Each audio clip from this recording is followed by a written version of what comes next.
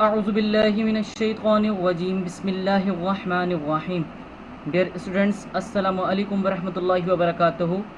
मैं मोहम्मद आतिफ़ खान कादरी आप लोगों की खिदमत में इंशाअल्लाह आज एक्सरसाइज नंबर 1.2 लेकर हाज़िर हुआ हूँ। 1.1 अल्हम्दुलिल्लाह हम लोगों ने जो है कंप्लीट कर ली है और इंशाअल्लाह 1.1 कंप्लीट करने के बाद आज जो एक्सरसाइज है हमारी 1.2 हम लोग स्टार्ट लेने जा रहे हैं। आप लोगों से गुजारिश है कि क्लास शुरू होने से पहले आप लोग अपनी बुक्स, मैथमेटिक्स की बुक्स खोल लीजिए, एक्सरसाइज नंबर 1.2 खोल लीजिए।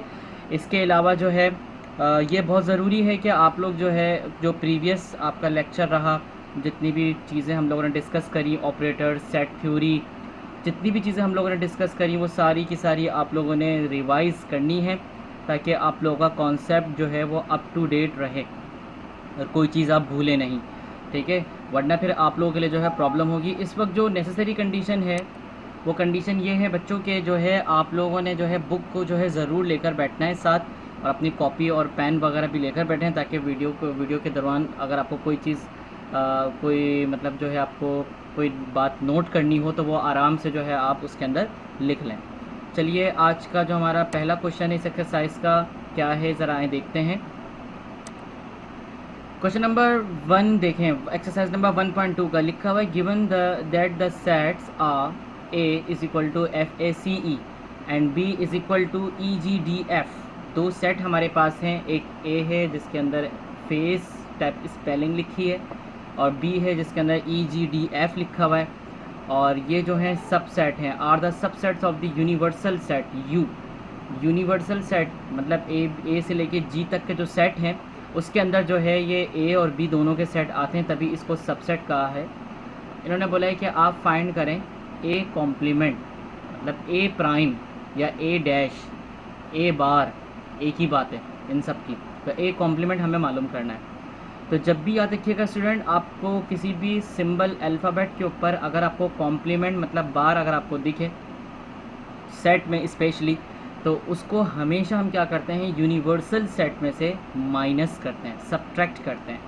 तो आइए देखते हैं किस तरीके से इसका सॉल्यूशन आएगा। देखें, जब भी ए कॉम्प्लीमेंट होगा हम लिखेंगे u माइनस ए। u माइनस ए का आगे जो सॉल्यूशन है वो इस तरीके से होगा कि सबसे पहले आप u देख रहे हैं तो u आ गया, इक्वल टू के बाद क्या आ गया u का सेट। अब u का सेट क्या है, a से g तक है, देख लीजिए आप। फिर आएगा माइनस का साइन, या गया माइनस, ठीक है। उसके बाद जो है ए का साइन आएगा, ए का सेट, ए सेट की वैल्यूज़ आएंगी। ए सेट की जो वैल्यूज़ हैं वो हमारे पास है एफ ए सी ई। अब याद रखिएगा स्टूडेंट, ये बहुत ही इंपॉर्टेंट बात है कि जो दोनों माइनस में हम क्या करते हैं, जो दोनों सेट में कॉमन, दोनों सेट्स में जो कॉमन मेंबर होते हैं वो कैंसिल कर देते हैं। जैसे कि एफ़, इसमें एफ़ है, इसमें एफ़ है, कैंसिल हो गया। ए से कैंसिल हो गया, सी से कैंसिल हो गया, ई से कैंसिल हो गया। मतलब u में से a के तमाम मेंबर्स जो हैं वो एलिमिनेट हो जाएंगे। और माइनस में हम क्या करते हैं, जो पहले सेट का मेंबर बचते हैं, पहले सेट के मेंबर जो बचते हैं वो हम आंसर के ब्रैकेट में लिख देते हैं। सवाल ये पैदा होता है कि सर अगर पहले सेट के मेंबर्स जो भी हों अगर वो सारे कट जाएं और कुछ भी ना बचे तो फिर हम क्या करें, और दूसरे सेट में कुछ बच जाए तो फिर क्या करें। तो ये रूल ये है माइनस का कि हम हमेशा पहले सेट के मेंबर्स देखते हैं। तो पहले सेट के मेंबर में जो भी बचेगा वो लिखेंगे, अगर कुछ नहीं बचेगा तो खाली सेट, नल सेट लिखेंगे। u माइनस ए को वापस आप ए कॉम्प्लीमेंट कर दें, इस तरीके से आपके पास जो है एफ ए सी ई, ए चला जा चुका है, सी जा चुका है, ई जा चुका है और एफ जा चुका है।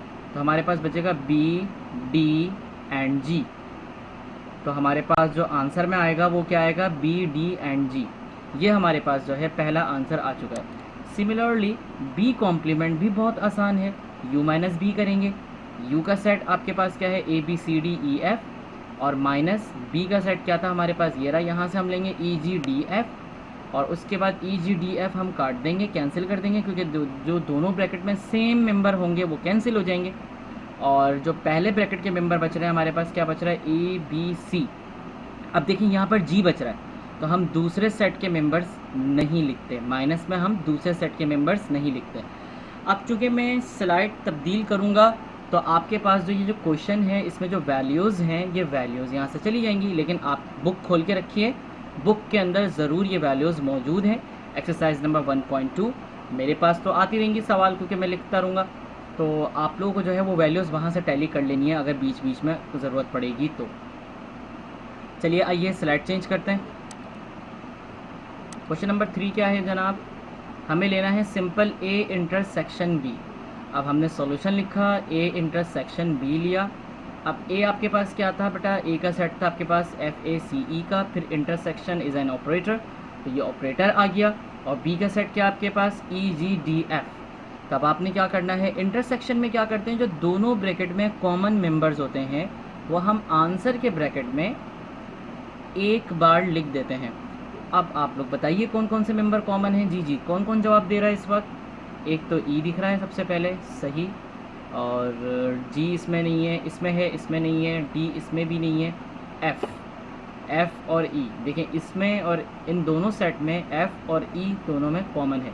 चलें देखते हैं आंसर क्या आता है जनाब। यह आ गया आपके पास ए इंटरसेक्शन बी का आंसर। चलिए जनाब आगे चलते हैं। आगे क्या है ज़रा देखते हैं। क्वेश्चन नंबर 4 लिखा हुआ है A union B complement, A union B का होल कॉम्प्लीमेंट। ये कैसे करना है ज़रा गौर करिएगा students, it is very simple. A का सेट हमको पता है जो सवाल में गिवन है, बी का सेट हमको पता है जो सवाल में गिवन है, लेकिन हमको दोनों का ए यूनियन बी नहीं पता। तो सबसे पहले जब भी ब्रैकेट के अंदर आप कोई भी वैल्यूज़ देखें तो हम हमेशा बोर्ड मास के रूल के मुताबिक हम ब्रैकेट को सॉल्व करते हैं, ब्रैकेट के अंदर जो भी वैल्यूज़ हैं। So first we find A union B. Let's see, A union B, A का सेट आपको पता है, बी का सेट पता है। अब यूनियन में हम क्या करते हैं, हम अरेंज करके लिखते हैं। जो सबसे पहली वैल्यू आती है पहले वो लिखते हैं, फिर उससे बड़ी, फिर उसके बाद गोया डिसेंडिंग असेंडिंग ऑर्डर के अंदर हम जो है क्या करते हैं, वैल्यूज़ को जो है अरेंज करते हैं। अब पहले ए आता है, उसके बाद बी तो था नहीं दोनों में, तो हमने सी लिखा, फिर डी लिखा, फिर ई लिखा, फिर एफ लिखा, फिर जी लिख दिया। तो इस तरीके से आपके पास जो है ए यूनियन बी आ गया। नाउ अब टाइम आ गया आपके पास कॉम्प्लीमेंट हल करने का। तो कॉम्प्लीमेंट हल करने के लिए आप क्या करोगे बेटा, ए यूनियन बी का पूरा एक सेट आपके पास आ गया। अब हमें इसके ऊपर कॉम्प्लीमेंट सॉल्व करना है। तो याद रखिएगा जब भी हम कॉम्प्लीमेंट हटाते हैं तो यू में से जिसके ऊपर से कॉम्प्लीमेंट हटता है हम क्या करते हैं, उसको यू में से माइनस कराते हैं। लेट्स सी, ये देखिए u minus A union B. अब u क्या था आपके पास, आपको मैंने बोला है बुक में से देखिए, वैसे तो यहाँ पे भी लिखा हुआ है ए से लेके जी तक, फिर आएगा माइनस का ऑपरेटर, उसके बाद आएगा ए यूनियन बी की वैल्यू जो कि हमने ऊपर निकाली है। अब ये आगे ACDEFG। अब इसमें माइनस का रूल आपको मैं बता चुका हूँ कि दोनों ब्रैकेट में जो सेम मेंबर्स होते हैं वो कट जाते हैं, जैसे कि ए कटेगा, CDEFG सारे कट रहे हैं। सिर्फ एक बी जो है जो पहले सेट से बिलोंग करता है उसका जो मेंबर है वो हम लिख देते हैं as an answer. Okay, I hope that आप लोगों ने इसको अच्छी तरीके से समझा। Let come towards next question number 4। Okay, question number 5, A intersection B complement. A intersection B complement में आपको देखें, ए सबसे पहले आपको ए की वैल्यू निकालनी होगी और फिर बी कॉम्प्लीमेंट की वैल्यू निकालनी होगी। देखिए ए की वैल्यू आपको दी गई है, सवाल के अंदर मौजूद है, बी कॉम्प्लीमेंट आपको नहीं पता। So first you find B complement, U minus B, जो कि अभी हमने देखा यू माइनस बी में जो सेम मेंबर्स हैं वो हम कैंसिल कर देंगे, जो पहले ब्रैकेट में जो मेंबर बचेंगे वो हमने लिख दिया ABC। Now you can find easily A intersection B complement. A का सेट जो है आपके पास FACE था, फिर इंटरसेक्शन ऑपरेटर लगाया आपने, उसके बाद फिर बी कॉम्प्लीमेंट मतलब क्या था आपके पास ABC। अब इन दोनों में जो कॉमन मेंबर है वो आप क्या करेंगे, एज एन आंसर लिख देंगे। सेम सवाल है कौन सा, A complement intersection B complement. तो सबसे पहले आपको क्या मालूम करना पड़ेगा, ए कॉम्प्लीमेंट, फिर निकालें बी कॉम्प्लीमेंट, बिल्कुल सेम इसी पैटर्न पर आपने निकालना है। उसके बाद दोनों को क्या कर देंगे आप, इंटरसेक्शन, जो कि आप यहाँ पर देख रहे हैं। देखिए आप लोग, सोल्यूशन ये रहा, पहले आपने निकाला A complement, then you find B complement, then you can easily find A complement intersection B complement. A complement क्या आपके पास BDG इंटरसेक्शन, बी कॉम्प्लीमेंट आपके पास क्या है ABC। अब दोनों में जो कॉमन है वो आपने जो है एज आ आंसर लिख दिया।